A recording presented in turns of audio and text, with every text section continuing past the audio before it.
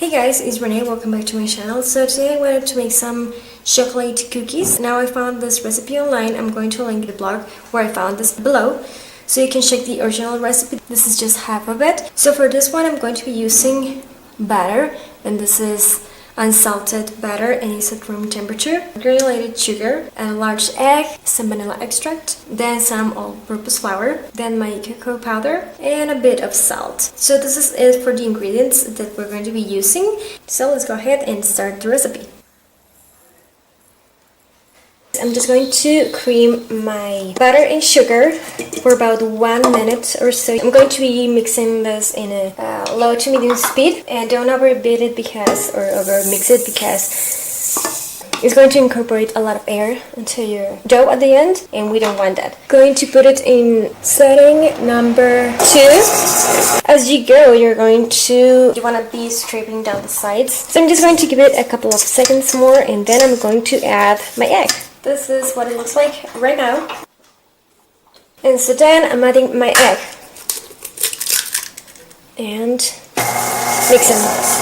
Going to be scraping down the sides again. Then my vanilla goes in. Going back. It's just until you see everything is getting incorporated. And in a separate bowl, I'm going to be mixing my dry ingredients. And the dry ingredients are the powders, the flour, your cocoa powder, things that are, well, powders or dry. Just going to mix everything.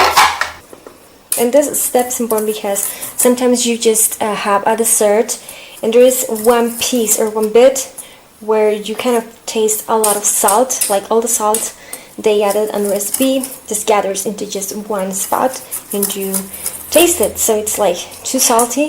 So this is why this is important to you kind of make sure the salt goes everywhere and not just in one spot. So just mix everything well until everything looks kind of mixed or together. There's really no way to tell where's the salt right now, but you know, just like that.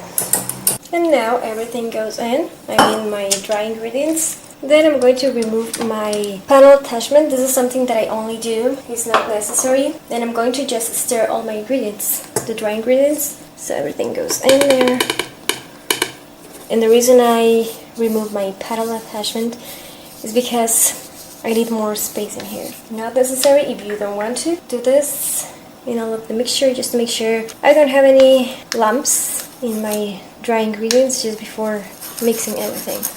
What I like to do, because if I add my paddle attachment and then just move it, everything is going to be like all over the place. It's going to be like an explosion there. So what I do is kind of mix before everything, so my dry ingredients kind of get wet, not really but kind of, and it's gonna rain, I think. So if my sun goes down, it's because of that. Paddle attachment back on. Just going to first start slow, and then once I feel it's not going to be messy at all anymore, I just do this.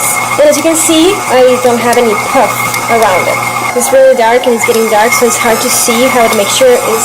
Damn, it's kind of heavy.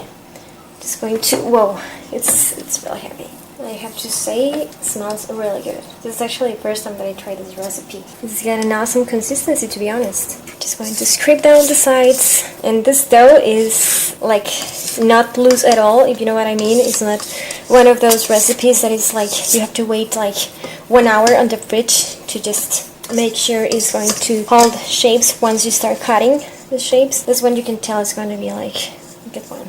Fridge. So what I'm going to do is I'm going to add some clean pack, and the whole thing comes in. I'm excited for this one because of the consistency. It smells amazing. I haven't tried it. My mom likes to try like raw, just unbaked things. She would just be, eating out of this dough right now. But I'm not going to do it. I'm just going to wait. I'm just packing this, covering this thing. Cover it quite well. If you use plastic bags, like Ziploc bags, it's totally up to you. I usually let them chill in the fridge for about overnight. So I'm just going to put this on the fridge to chill a bit. Then we're going to come back to just cut a few shapes and then bake them. Then I'm just going to start cutting my shapes. Going to be using my rolling pin with my spacer bands. I do have a tutorial on my channel of this things right here. If you want to check it out, it's going to be linked below. Once I have done that, I'm just going to start cutting. Should come right up. Alright, my cookies are now ready. I baked them for about 8 to 12 minutes. It depends because these ones were ready at minute 8 and these ones were ready at minute 10. So just keep an eye on them. One thing I want to mention is that these ones are a bit trickier to know when they are ready because they are chocolate, so it's harder to see when the edges are, you know, starting to look golden brown. Just keep an eye on them. And now I'm just going to be taking one cookie to taste it and to kind of let you know, sort of like a mini review of this recipe. So I'm just going to take this one, and these are really good. This is what the inside looks like. They're honestly delicious. This actually tastes like brownies, like mini brownies. I actually read in the blogs that somebody mentioned that they taste like Oreos. I was expecting that Oreo taste, but for me this tastes like brownies. They are so good. They're still moist on the inside. It's funny. Just wanted to let you know the taste. And if you're wondering why I have other like shapes, it's because these are for some other projects. So if you stay tuned to my channel, you're going to find out what these are for. Thank you so much for watching. Don't forget to give this video a thumbs up. It helps my channel a lot. Don't forget to subscribe if you haven't. And I will talk to you later. Give it a try. Bye guys.